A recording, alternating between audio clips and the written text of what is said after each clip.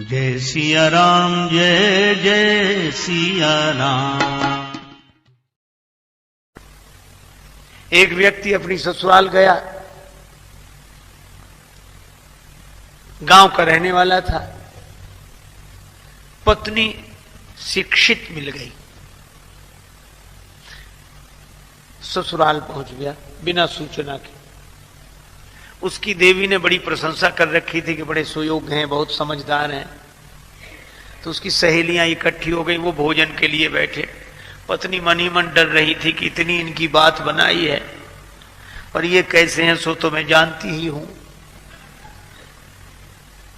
चलो, तो गांव की परंपरा, वो भोजन बनाने बैठी चूल्हे पर, और उसने सामने उनको बिठाया भोजन करें।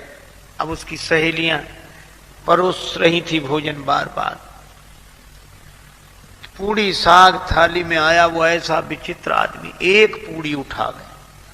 सोच रहा था छोटी सी पूड़ी है, इसके टुकड़े करना, ग्रास करना तो बेकार है, पूड़ी ही ग्रास है। वो एक पूड़ी में साग रखे और एक। अब उस देवी को बड़ा संकोच लगा, बड़ी लाज लगी, किसने नाक कटवा दी। और सहेलियां मुस्कुरा मुस्कुरा कर कहें, जैसा आपने कहा था वैसे ही हैं, बड़े समझदार हैं बहुत ही। तो महिला बड़ी विवेकवती थी, उसने सोचा कि बात किसी तरह बन जाए। तो वो तो पूरी खाए जा रहे थे। अब उसको था कि ये हमारी तरफ देखें तो हम इशारा करें।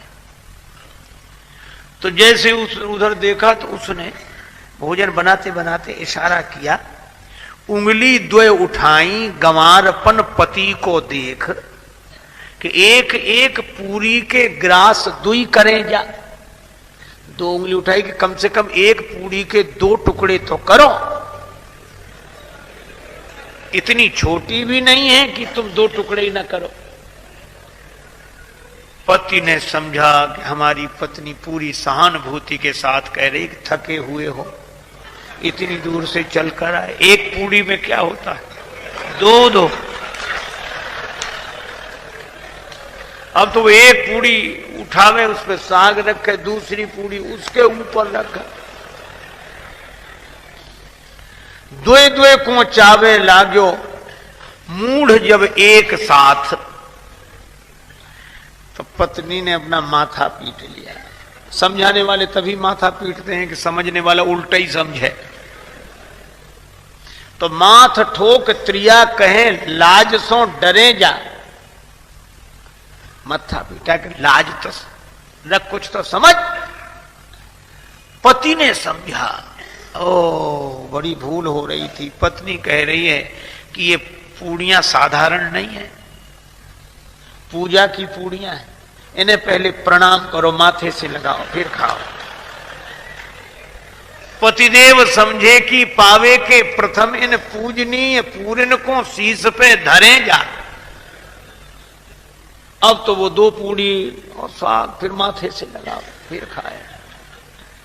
तो पत्नी ने अवसर देखा तो पति को समझाने के लिए चूल्हे से बोली। एक लकड़ी लगाई, अग्नि प्रज्वलित की और बोल उठी रोष भरी चूल्हे से चतुर नारी। और चतुर नारी ने यही कहा कि अरे चूल्हे, जैसो जरे आयो प्रथम तैसो ही जरे जा। इससे तो तू पहले ही अच्छा था, जैसा जल रहा था वैसे ही जलता रहे। समझाने से तो और उल्टा हो गया। कई बार लोग उल्टा ही समझते हैं। क्यों? अच्छा, यह तो एक ग्रामीण की बात हुई कि बेचारा ना समझ था। एक समझदार की बात सुनो। रावण से बड़ा विद्वान तो कोई हो नहीं सकता। 10 गुनी बौद्धिक प्रतिभा है जिसके 10 सिर हैं। उसको उसकी सहधर्मणी मंदोदरी समझा दी। मंदोदरी ने कहा कि श्री राम को साधारण मत समझो, वे विराट ब्रह्म है। पद पाताल शीस अज धामा, जिनके चरण पाताल हैं, सिर ब्रह्मलोक है, वे विराट हैं। और राम जी की महिमा गाई, मंदोदरी ने समझाई, तो रावण मुस्कुराने लगा। तो मंदोदरी खुश हुई कि चलो समझ रहे हैं। श्रोता अगर प्रसन्न हो जाए तो लगता है कि हमारी बात समझ रहे हैं। रावण बहुत मुस्कुराए, बहुत खुश हो। तो मंदोदरी भी समझाती गई।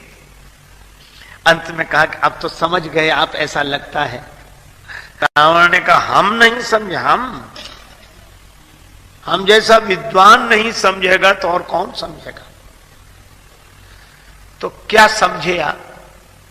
रावण बोला तुम्हारी बात बड़ी गूढ़ है, गूढ़तम तो बत कही गूढ़ मृग लोचन। मंदोदरी ने कहा कि चलो महत्व समझा इसने। तो गूढ़ रहस्य क्या समझे आप? रावण बोला मैं यह समझा कि हे देवी, तूने नाम तो राम का लिया है और महिमा हमारी गाई है, ये समझ। नाम राम जी का लिया है।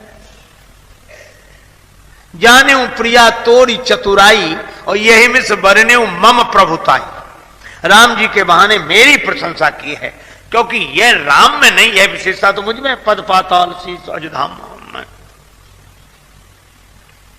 मंदोदरी ने मन ही मन कहा कि क्या अच्छी समझ है, कितना बढ़िया समझे हैं आप। मंदोदरी ने पूछा कि अगर मैं आपकी महिमा गा रही थी तो मैंने आपका नाम तो लिया नहीं, नाम तो राम जी का लिया है। रावण बोला वो भी मैं जानता हूं।